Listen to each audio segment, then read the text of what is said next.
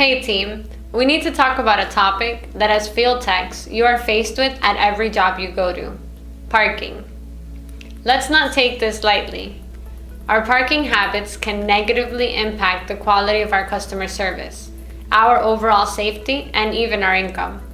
When it comes to parking, there are two basic scenarios. Techs usually have to park in a community of apartments or in a neighborhood of family homes.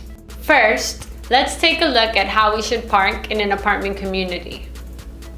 In an effort to complete a job as quickly as possible, a technician might try to park the vehicle as close as possible to the job's address. However, some parking spots are usually reserved for residents, and in some communities, you might have to park in a commercial spot. If you are new to a community, you should find out what are the community's norms. Vehicles parked at a reserved spot or the wrong location may be towed by the property management. Another common mistake in apartment communities is failing to reverse into the parking spot. Although some communities do not allow you to reverse park, when possible, reverse parking is a requirement, and this will also make it easier and safer for you to leave later. Let's take a look at some norms we should follow when parking in an apartment community. When arriving, you should look for guest, visitor, or commercial parking nearest to the customer's home. Having identified the location, you should look around and then, if allowed, reverse into the parking space. Utilize your horn whenever you judge there might be some pedestrians, such as kids, around.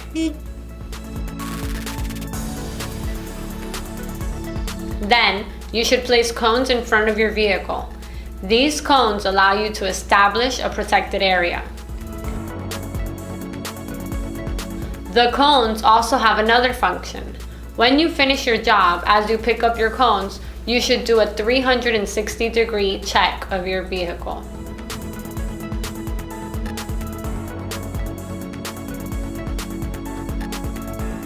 Now, let's take a look at how you should park in a residential area. Again, being in a rush, a tech may commit two basic mistakes. The first mistake is parking in the customer's driveway.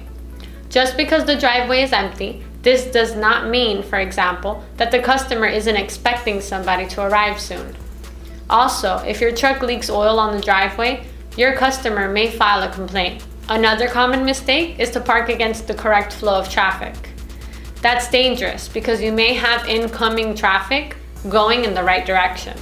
Also, if your vehicle is parked facing the wrong direction, you will have to pick up your ladder while standing in the middle of the street. So, let's do this right. When arriving at a house, you should correctly parallel park in front of the home. Do not park on the customer's grass. Many clients are proud of their front yards or lawns, and we don't want to create a bad first impression. You should utilize two cones that should be placed diagonally from the vehicle, about 4 feet. Just like in an apartment community, when you are leaving your job, as you pick up your cones, you should do a 360-degree check of your vehicle. Regardless of the situation, before pulling in and pulling out, you should always look around. Identify any potential danger. Make sure no pets or kids are around, for instance. If they are, verify that you see them and that you are seen. If needed, utilize your horn.